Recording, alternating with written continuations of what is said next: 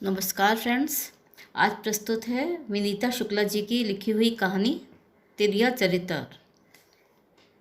दो सहेलियां बरसों बाद मिली तो जाने कितनी ही बातों का पिटारा खुल गया। कावेरी त्रिया चरित्र वाली इमेज से कैसे बाहर निकली। तो प्रस्तुत है कहानी त्रिया चरित्र। अरे तू कावेरी ही है ना? सामने वाली स्त्री के मुख सहमति पाकर चमक उठी कालिंदी। भाई गॉड, कितना चेंज हो गई है तू यार। और तू तो जैसे वही है, एकदम अम्मा लगने लगी है। अम्मा हूँ तो लगूंगी है ना। एक दूसरे को दोहल जमाते हुए वे आगे बढ़ी। दोनों सखियाँ अरसे के बाद मिल रही थी। एक लंबा अंतराल, जब सुधियाँ धुंधलाने लगती हैं, संवाद के जर्जरित सूत्र टूटने को होते हैं। आपस में टकराना सुखद संयोग जैसा था। किशोर वय की दोस्ती को पुनर्जीवित करने का अवसर भी। कितना कुछ रीत गया उनके बीच। वक्त के मुलम्मों में दबे ढके चेहरे अनुभव की सीढ़ियों पर चढ़कर, संघर्षों की भट्टी में तपकर यौवन से प्रौढ़ावस्था के दहलीज तक बदलना ही होता है सबको।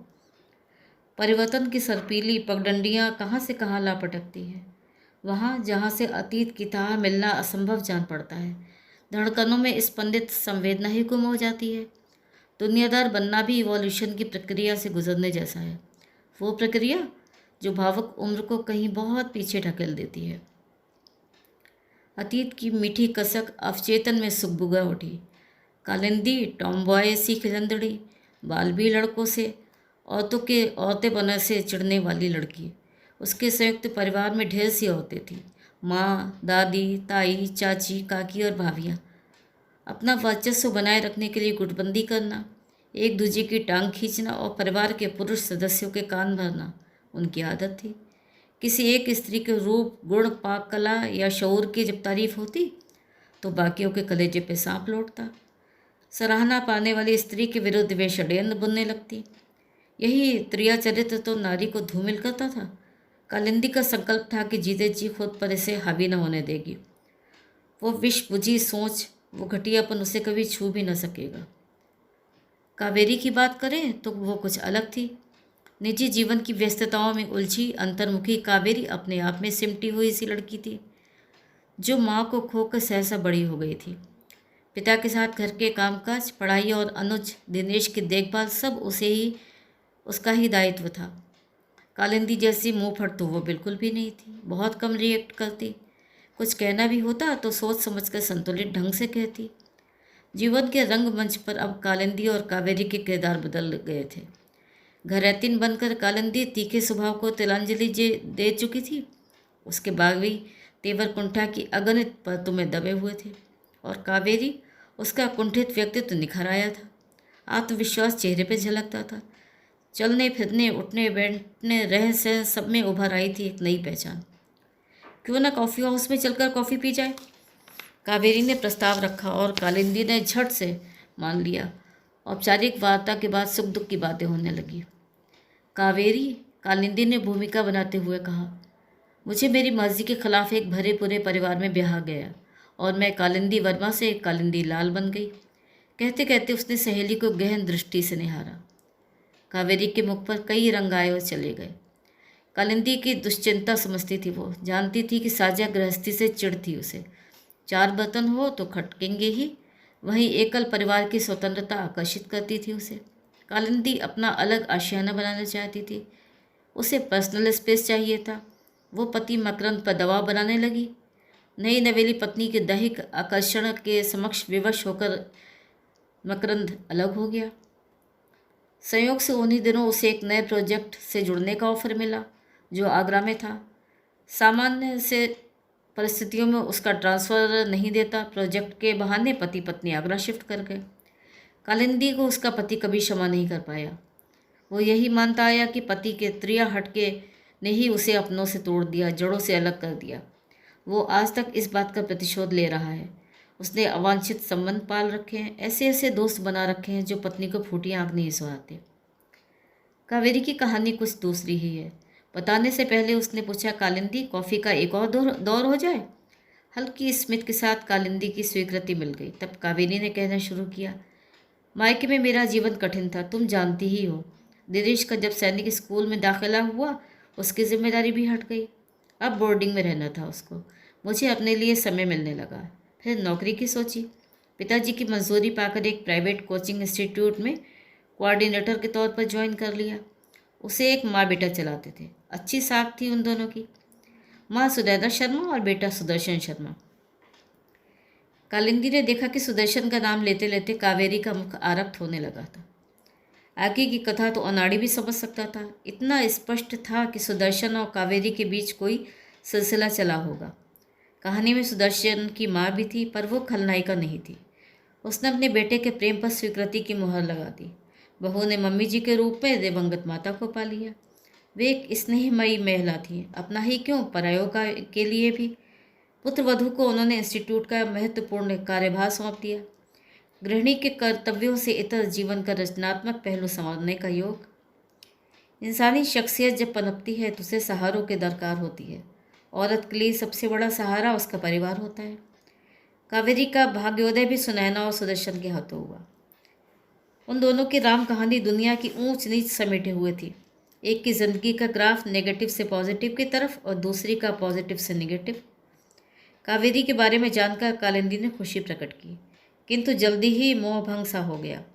दार्शनिक की तरह विचारते हुए बोली, कावेरी तू खुश नसीब है कि तुझे ऐसा जीवन साथी, ऐसा पारिवारिक माहौल मिला, पर तेरी तरह किस्मत वाले सब नहीं। पॉइंट पे आ कालिंदी, घुमा फिरा कर बात करना अब तक नहीं छोड़ा तूने। कालिंदी विस्मित हुई। इतने सालों बाद भी मन को पढ़ लिया कावेरी ने। वे अनुभूतियाँ जो उसका पति ना समझता था और ना ही समझना चाहता था। पत्नी होने की सार्थकता मात्र इसमें नहीं कि वो पति को रिझाकर उसे अपने पल्लू से बांधे रखे, ना ही इसमें कि उसे कोलू के बैल जैसी प्रतिबद्धता हो जो प्रायः ग्रामीण औरतों में होती है। पति और ससुराल वालों को लेकर हर एक स्त्री के मन में एक अनछुआ कोना होता है जहाँ उसकी अमूर्त संवेदनाएं दबी रहती हैं। सही अर्थों में सहचर वही है जो उन संवेदनाओं को अनुभूत कर सके, जो ये समझे कि पत्नी मात्र उसके अहम को सहलाने के लिए नहीं, कि पति की जी हुजूर या चापलूसी उसका फ़र्ज़ नहीं, कि वो मनुष्य भी है, उसकी भी वैयक्तिक आवश्यकताएं हैं। अंतस का निर्वात, खोखलेपन का एहसास, अनकही वेदना सब मिलकर लावे की तरह फूट पड़े। मकरंद मेरे आधुनिक विचारों से चिढ़ते रहे। सच कहो तो उनके संस्कार ही ऐसे हैं। औरतें उन्हें दोयम दर्जे की जीव लगती हैं। जन्म से यही घुट्टी पिलाई गई है। मेरी जैसी स्त्री का व्यक्तित्व और उच्च शैक्षणिक योग्यता कहीं ना कहीं खटकती रही उनको। कहते कहते गला भर आया तो रुकना पड़ा कालिंदी को। कावेरी का स्नेहिल स्पर्श सहसा कंधे पर महसूस हुआ। आंखों की आंखों में बात हुई, मानो मौन ही मुखर होकर भावनाओं को बाँच रहा हो। अब कालिंदी ने बोलना मुनासिब समझा। कावेरी, मेरे अंदर इतना विष भर गया है कि मैं चाहकर भी उसे गटक नहीं सकती। आखिर हम इंसान हैं, कोई नीलकंठ नहीं, उगलना ही पड़ता है उसको। ये विषमन की प्रक्रिया जो हम स्त्रियों को कटघरे में खड़ा करती है, लांछित करती है, तिर्य चरित्र का ही इल्ज़ाम देती है। कावेरी जड़ हो गई। जिस बात से कालिंदी को घृणा थी, आखिर वही। कैसा ये खेल नियति का, दुनियावी व्यूह में उलझे क्लांत मन और शरीर। कालिंदी की दशा कुछ ऐसी ही थी। कावेरी ने बोलने दिया अपनी सखी को। उसके मन की गांठ जो खोलनी थी, कहती गई कालिंदी। मकरंद स्वार्थी और गरजमंद लोगों से घिरे रहते हैं। अपना हित साधने के लिए वे उनकी खुशामद तक करते हैं। दोस्त की बीवियां उन्हें हमेशा मुझसे बेहतर नजर आती हैं। यदि वे मॉड हो तो उनके लुक्स की तारीफ और गंवार हो तो उनकी घरेलू कामकाज की तारीफ। मैं सुन रही हूँ कालिंदी, तुम बस कहती रहो। उनके भीतर अपनी पर्सनालिटी को लेकर हीन भावना है। अच्छा खाते कमाते हैं, पर एक्स फैक्टर की कमी उन्हें कचोटती है। छोटे कस्बे में पले बड़े हैं, फैशन और मॉडर्न तौर तरीक़ों से नावाकिफ़। ऐसे में किसी की झूठी प्रशंसा उन्हें बहुत भाती है। इसी बात का फ़ायदा उठाकर लोग उन्हें एक्सप्लॉइट करते हैं। मैं जब भी घर में किट्टी पार्टी या कोई दूसरा फंक्शन करती हूँ, सजावट, एपिटाइजर्स, टेबल अरेंजमेंट सब कुछ परफेक्ट होता है, लेटेस्ट और इनोवेटिव। जहाँ दूसरे लोग इसे अप्रिशिएट करते हैं, मकरंद जलन महसूस करते हैं। भला कोई अपनी पत्नी से ही जलता है? पुरुष जाति का झूठा अहम स्त्री की श्रेष्ठता स्वीकार नहीं कर पाता, खासकर जब वो पुरुष पिछले बैकग्राउंड से हो। हतप्रभ होकर कावेरी ने कहा, मैं क्या करूँ Kalindi, I have almost killed my self for this man. अब ना कोई मॉड ड्रेस पहनती हूँ, ना फर्राटेदार इंग्लिश बोलती हूँ, ताकि इन्हें कोई कम्प्लेक्स ना हो। पर इनके एक दो परिचित ऐसे हैं जिनसे ज़्यादा प्रॉब्लम है। एक रंजन राव, जिसकी बीवी कम पढ़ी लिखी है। इस बात से रंजन और उसकी पत्नी पारो को शर्म महसूस होती है। उस हीनता से उबरने के लिए रंजन हमेशा बीवी के गुण गाते रहते हैं। उन्होंने मकरंद का भी ब्रेन वॉश कर दिया है, जिसके चलते वे उस अनपढ़ औरत से मेरी तुलना करने लगे हैं। मैंने मकरंद को समझाने की कोशिश की, पर बेकार। उन्हें लगता है कि मुझे किसी भी अपनी बेकार हॉबीज़ को छोड़कर घर के प्रति समर्पित हो जाना चाहिए। ये कैसे संभव है? पारो नौकरों के बिना घर चला रही है, ये अच्छी बात है, लेकिन घर के कामकाज के अलावा उसे आता ही क्या है? मेरी पियानो प्रैक्टिस, पेंटिंग्स मकरंद को इरिटेट करते हैं। मेरा सोशल एक्टिविटीज़ को समय देना उन्हें खटकता है। मेरा दमकता हुआ अस्तित्व उन्हें लज्जित करता है। और फिर रंजन की बीवी छा जाती है हमारे बीच में, पतिदेव की चर्चा का केंद्र बिंदु। बारंबार उसी पर अटक जाती है बातों की सुई। कहाँ तक सुनूं? कोई रास्ता न देख उन्हें पारो की कमियां गिनवाई। ये भी बताए कि रंजन के सिर चढ़ाने के कारण ही पारो अकड़ने लगी है। क्या कहा उन्होंने? कहना क्या था? हाँ हूँ करके चुप हो गए। तब उनको मैंने बताया पारो सास ससुर से दुर्व्यवहार करती है, गाली गलौज वाली भाषा का प्रयोग करती है। ये सुनकर उन्होंने हल्की सी सहमति जताई, लेकिन फिर पारो की तारीफ करना नहीं छोड़ा। अब मेरा किसी बात में दिल नहीं लगता। मैं भी जाहिल औरतों की तरह पारो के दोष ढूंढने में लगी रहती हूँ, ताकि उसमें कोई ऐसी खोट पाऊँ जिससे उनकी जबान बंद हो जाए। यही तू गलत कर रही है कालिंदी। वे तेरे साथ खेल खेल रहे हैं। वे खुद भी जानते हैं कि तू पारो से कहीं ज़्यादा अच्छी है, लेकिन तुझे भड़काकर एंजॉय करते हैं। इससे मकरंद का अहम संतुष्ट होता है, हीन भावना दूर होती है। लोगों को हैंडल करते करते ये बातें समझने लगी हूँ कालिंदी, और तू उनकी साइकोलॉजी भी, तू चिंता न कर। तुझे ऐसे ऐसे टिप्स दूंगी कि उनकी बोलती बंद हो जाएगी। पर पति की भावनाओं का भी ख्याल रख। उनके साथ ससुराल आया जाया कर, फ़ोन पर भी ससुराल वालों से बतिया लिया कर। यही तो वे चाहते हैं। प्रेम एक तरफा नहीं होता, दोनों तरफ से कोशिश करनी पड़ती है। मकरंद में कुछ अच्छे गुण भी होंगे, उनकी प्रशंसा करना सीख। एक बात हमेशा याद रखना, तारीफ दिल से निकलती है और खुशामद ज़बान से। पारो के बाद कतार में नंदा थी, मकरंद की कलीग नंदा, जो उसे मक्खन लगाकर अपना उल्लू सीधा करती है। पति के साथ आउटिंग हो तो बिटिया इनके मत्थे। कहती है मेरी परी तो लाल अंकल के नाम की ही रट लगाए रखती है। कह रही थी अंकल के यहाँ ले चलो, वे चॉकलेट ला कर देंगे। मकरंद तो चॉकलेट लाने बाहर चले जाते हैं और परी के नखरे आंटी उठाएं।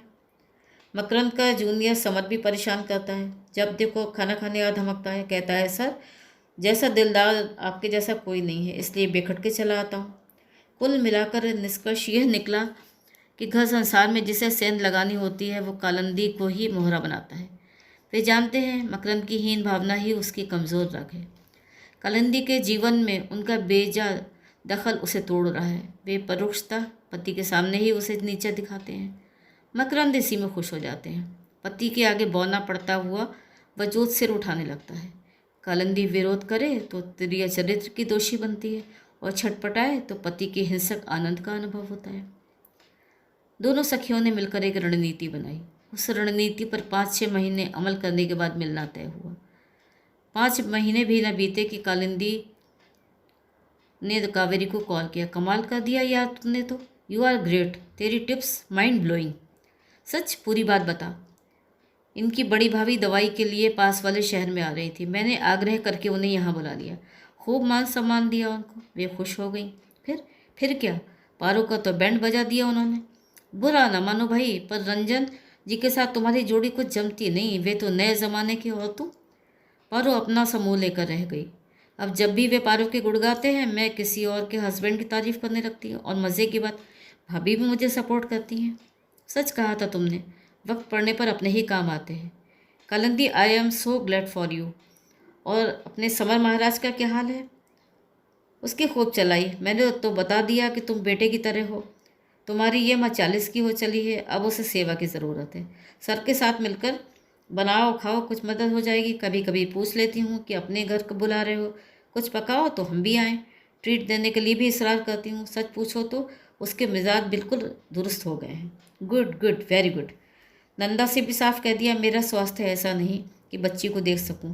हालांकि इसके बाद बहुत गर्म हुए थे ये। तो क्या किया तूने? करना क्या था, अंतिम अस्त्र चला दिया। यह है कि सेवा सत्कार से थक चुकी हूँ, खुद को भी समय देना है। तेरी कंपनी का अपॉइंटमेंट लेटर दिखा दिया। बोली पास वाले शहर में लगी है, आना जाना लगा रहेगा। घर तो तुम देख ही लोगे, बच्चे बोर्डिंग में है सो उनकी चिंता नहीं। जब चाहूँ यहाँ रहूँ, जब चाहूँ वहाँ। काम ज़्यादा होगा तो वहीं रुक जाऊँगी, वर्किंग लेडीज़ हॉस्टल में। बस फिर क्या था, सब कुछ फिट फाट हो गया अपन की लाइफ में। और सबसे बड़ी बात तो उस प्रिया चरित्र वाली इमेज से बाहर निकल गई। Exactly my dear. उसकी हंसी में सारे मलाल धुल गए और उम्मीद से करवटें लेने लग गई। तो ये थी आज की कहानी प्रिया चरित्र। अगर आपको पसंद आई तो मेरा चैनल सब्सक्राइब ज़रूर करिएगा और लाइक भी।